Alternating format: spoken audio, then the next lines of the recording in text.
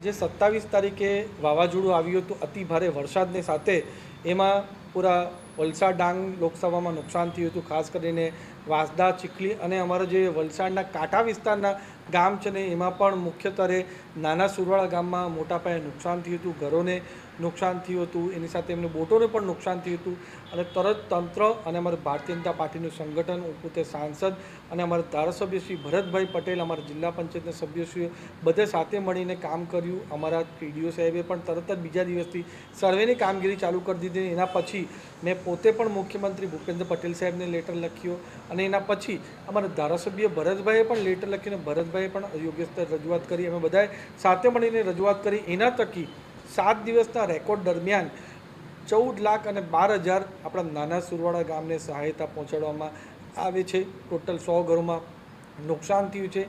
એ જ રીતે પૂરા વલસાડ તાલુકાની અંદર 12 જેટલા ગામોમાં નુકસાન થયું છે। એમાં 25 લાખ જેટલી સહાય આપણે સરકાર દ્વારા આપવામાં આવવાની છે। 14,12,000 ડીબીટીના માધ્યમથી ડાયરેક્ટ અમારા લાભાર્થીઓ છે એમના ખાતામાં કાલે જમા થઈ જવાના છે। એની સાથે સાથે જે બોટોને નુકસાન થયું છે, ડાંગર ખેતી પાકને નુકસાન થયું છે, ખેતીમાં નુકસાન થયું છે, એના માટે પણ મુખ્યમંત્રી અમારા ભૂપેન્દ્ર પટેલ સાહેબને અમે લેટર લખ્યો છે, કૃષિમંત્રીને પણ લેટર લખ્યો છે અને એમાં પણ જલ્દીથી જલ્દી સહાય મળે એના માટે અમે પૂરી રીતે કાર્યરત છે। અમારા ધારાસભ્યોએ પણ યોગ્ય સ્તર રજૂઆત કરી રહ્યા છે અને એનું પણ વર્તન અમે પહોંચાડવાના છે। પણ અમારી સરકાર જ્યારે અમારા લોકો પર કોઈ પણ જાતની આવી મુસીબત આવશે ત્યારે અમે એમની સાથે ખભેથી ખભે મળીને ઊભા રહીશું ને જે પણ સહાયતા અમે વ્યક્તિગત તौर પર અને સરકારની રીતે આપી શકતું એ બધું જ આપશું।